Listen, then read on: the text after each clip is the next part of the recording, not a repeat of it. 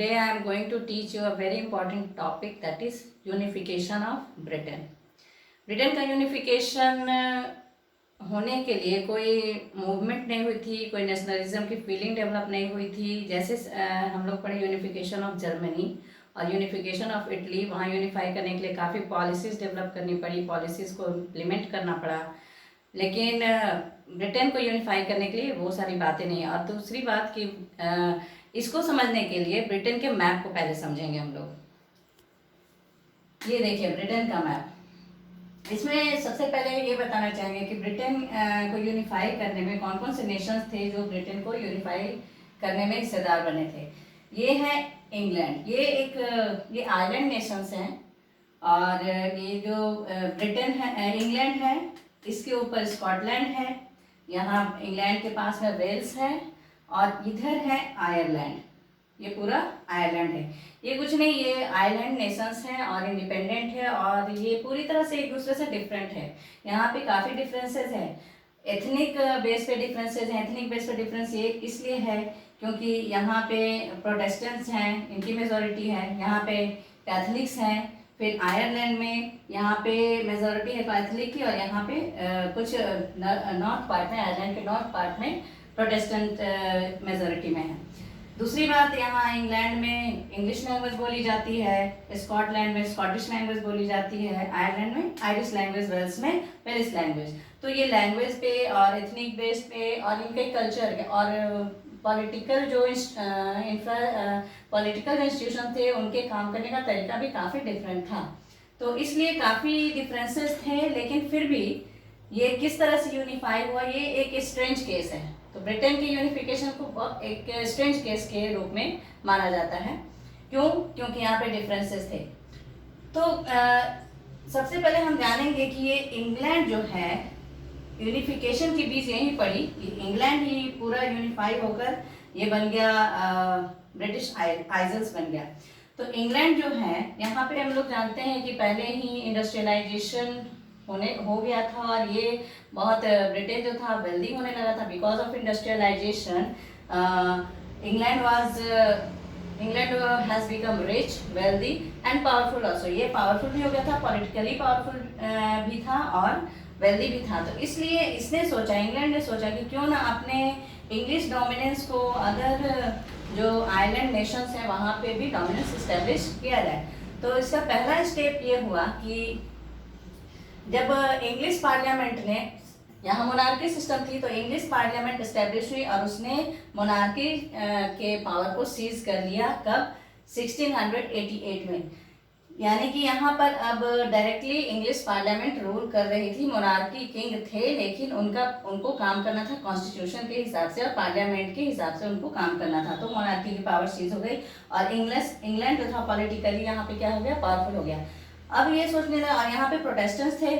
Scotland में majority थी Catholic की, यहाँ स्कॉटिश लैंग्वेज बोली जाती थी, और कुछ प्रोटेस्टेंट्स यहाँ भी थे। तो इंग्लैंड ने क्या किया, इंग्लैंड ने यहाँ के प्रोटेस्टेंट्स को सपोर्ट करना शुरू कर दिया ताकि वो इंग्लैंड के साथ आकर मिल जाए।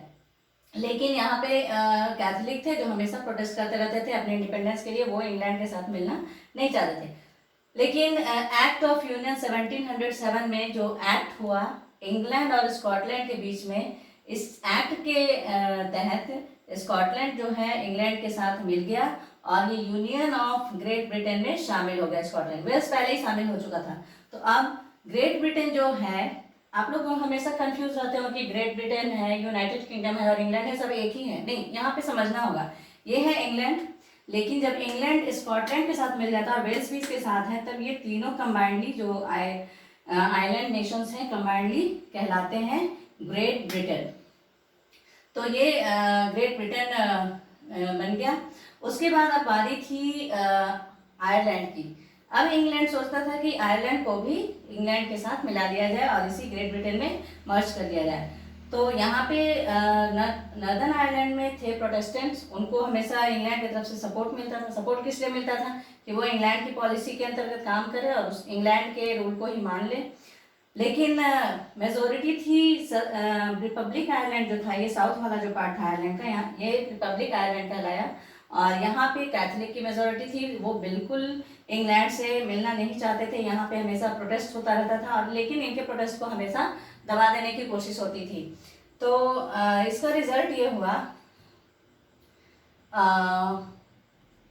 हाँ, एक रिवोल्ट जो हुआ था इस रिपब्लिक आयरलैंड में, जो वुल्फ टोन ने किया था, और उसके साथ थे यूनाइटेड आयरिशमैन, जो हमेशा रिवोल्ट करते थे इंग्लैंड के खिलाफ। वो हमेशा अपने कल्चर को बना कर रखने के लिए प्रोटेस्ट करते रहते थे। तो ये रिवोल्ट जो उन्होंने किया था 1798 में इंग्लैंड के खिलाफ, उसको इंग्लैंड ने बुरी तरह दबा दिया, सप्रेस कर दिया। और उसके बाद फाइनली 1801 में इसको फोर्सली इस पूरे आयरलैंड के पार्ट को ग्रेट ब्रिटेन के साथ मर्ज कर लिया गया। इस तरह से ब्रिटेन का यहाँ पर यूनिफिकेशन होता है।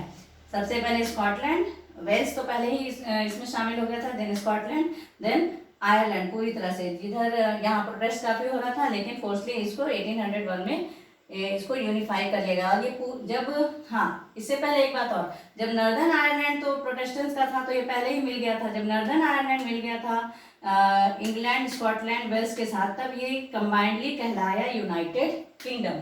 और जब ये पूरा आयरलैंड मिल गया, तब ये पूरा पार्ट जो आइलैंड नेशंस का था, ये कंबाइंडली ब्रिटिश आइल्स कहलाया। तो फिर से एक बार डिफरेंस समझा दें।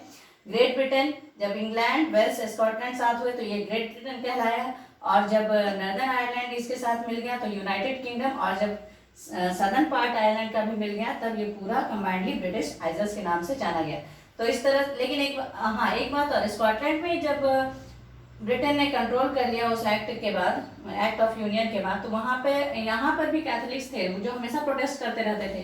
तो हाईलैंड पे, जो स्कॉटलैंड के हाईलैंड पे कैथोलिक्स थे, वो अक्सर प्रोटेस्ट करते रहते थे। तो उनके प्रोटेस्ट को काफ़ी दबा दिया गया। वो यहाँ तक कि उनको अपनी लैंग्वेज, गैलिक लैंग्वेज जो थी, उसको बोलने से मना कर दिया गया। वो अपना नेशनल ड्रेस जो पहनते थे, वो ड्रेस भी बैन कर दिया गया, और एक तरह से पूरी तरह से इनको दबा दिया। और अंत में जब ज़्यादा प्रोटेस्ट करने लगे, तो इनको इनके होमलैंड से एग्जाइल कर दिया गया, बाहर निकाल दिया गया। और स्कॉटलैंड में इंग्लिश कल्चर का डोमिनेंस होने लगा। इंग्लैंड के साथ स्कॉटलैंड को मिलाने की पॉलिसी मिला लिया गया, और उसके बाद इंग्लैंड चाहता था कि स्कॉटलैंड में भी पूरे इंग्लैंड का ही कल्चर फॉलो हो। तो जहाँ जहाँ भी इंग्लैंड ने अधिकार किया, उसका यही था कि पूरे जो आइलैंड नेशंस हैं, जो इंग्लैंड के साथ, ब्रिटेन के साथ मिल गए हैं, वो वहाँ पर इंग्लैंड का कल्चर ही फॉलो किया जाए। तो इस प्रकार ब्रिटेन का यूनिफिकेशन हो जाता है। और यहाँ पर जो ब्रिटेन का अब नया ब्रिटेन नेशन जो बना, वहाँ का फ्लैग था यूनियन जैक, और वहाँ नेशनल एंथम बनाया गया। इस पूरे पार्ट का एक नेशनल एंथम दिया गया, जिसको God save our noble king, that was the national anthem. और ये कोशिश की गई कि पूरे क्षेत्र में इंग्लैंड का इंग्लिश लैंग्वेज ही प्रमोट किया जाए, हर जगह इंग्लिश लैंग्वेज को ही इंपॉर्टेंस दिया जाए। So this was about unification of Britain. Hope you have understood it. Thank you.